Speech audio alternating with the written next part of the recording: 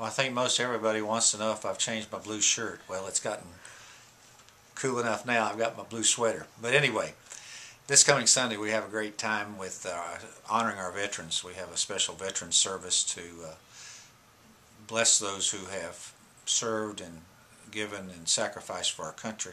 Then the following week we have Kevin Sandbrook from Northern Ireland, who you don't really want to miss because he will be sharing about what is going on in the Christian realm in England and Ireland, and even probably some about the issues of Islam.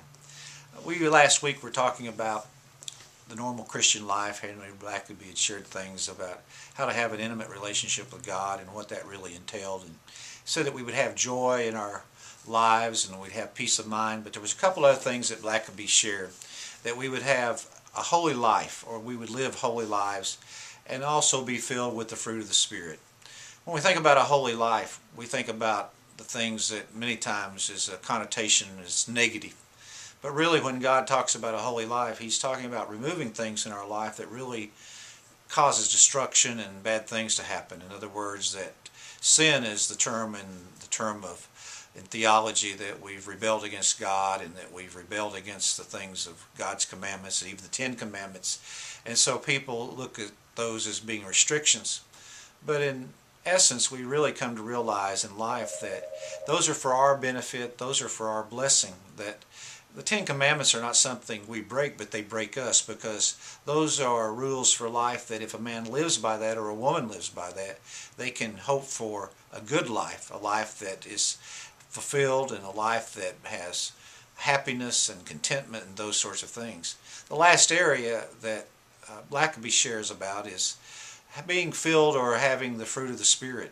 And the fruit of the Spirit is found in Galatians chapter 5. It talks about having joy, peace, long-suffering, patience, and all sorts of different things. That really the true hope of the Christian is that there is a life that each of us can find in Christ that will give us the power to overcome. That in myself, I'm not a person who likes by normal means just to love people and do those sorts of things. In fact, I always have said that if you slap me upside the cheek, the first response that I have is not to look back at you and say, "Bless you, brother."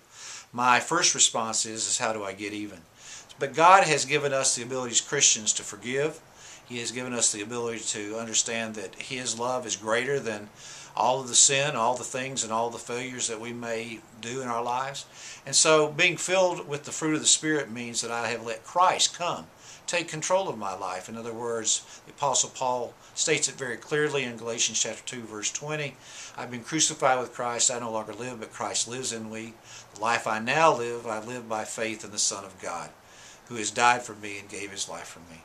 So really, I'm exchanging my way of living for a new way of living, a positive way of living, where the Spirit of God and the presence of God can fill my life, transform my life, give me hope for the future, and that He will be able to take my life and make meaningful things happen, that I might have a positive destiny and a positive outcome in the way that I live.